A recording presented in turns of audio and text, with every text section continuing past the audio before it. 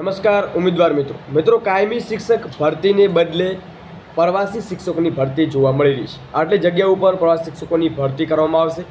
સરકાર શું ફરી એકવાર બધાને હાથમાં લોલીપોપ આપી રહી છે કે ફરી એકવાર નિયમો સાથે નવા ફેરફાર જોવા મળવાના છે? કાયમી શિક્ષક ભરતીના ઉમેદવારો છે એ જરૂરથી એકવાર વિડીયો અંત સુધી નિહાળો। તો શું અપડેટ છે આપણે વિગતવાર માહિતી મેળવીએ। તો મિત્રો, પ્રવાસી શિક્ષકોની ભરતી ફરી કરવામાં આવશે કે પછી જ્ઞાન સહાયકની ભરતી ફરી કરવામાં આવશે? કેમ કે અહીંયા કાયમી ભરતીના કંઈ અણસાર છે એ થોડા ઓછા જોવા મળી રહ્યા છે। સરકારી ગ્રાન્ટેડ શાળાના બાળકોનું ભાવિ રોળાતા પ્રવાસી શિક્ષકની માંગ અહીંયા ઉઠી છે। મિત્રો, અત્યારના સમાચાર છે, જ્ઞાન સહાયક પણ સ્કૂલોને પૂરતા મળ્યા નથી અને હવે ભણ્યા વિના જ બાળકોની પરીક્ષા છે એ લેવાશે। સ્કૂલોમાં ખાલી જગ્યા સામે 50% ફાળવ્યા છે, જે પૈકી 50% હાજર ન થતા હોવાની ફરિયાદ પણ જોવા મળી રહી છે। ખાલી જગ્યા રહે ત્યાં જિલ્લામાં લાયકાત અને મેરિટના આધારે નિમણૂકી સત્તાકી આપવામાં આવશે। તો બીજી શું અપડેટ છે આપણે વિગતવાર માહિતી મેળવીએ।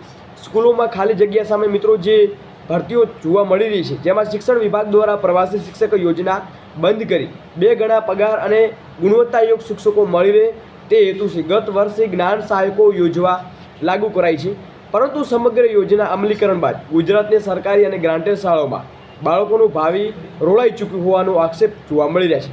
જેને ધ્યાનમાં લઈ મિત્રો, જ્ઞાન સહાયકોનું જે આ ઉમેદવારો નથી મળ્યા તે આ પ્રવાસી શિક્ષકો છે એ ફરી ભરતી કરવામાં આવશે।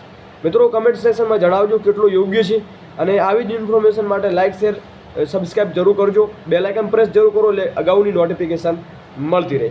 અને મિત્રો, જે સંપૂર્ણ જે હાયર સેકન્ડરીની પ્રોસેસની માહિતી નથી જોઈ તો 8-1 મિનિટનો વિડીયો મૂકેલો છે, જરૂરથી નિહાળજો અને તમારા મિત્ર સર્કલમાં જરૂર શેર કરજો। મળીએ નેક્સ્ટ વિડીયોમાં।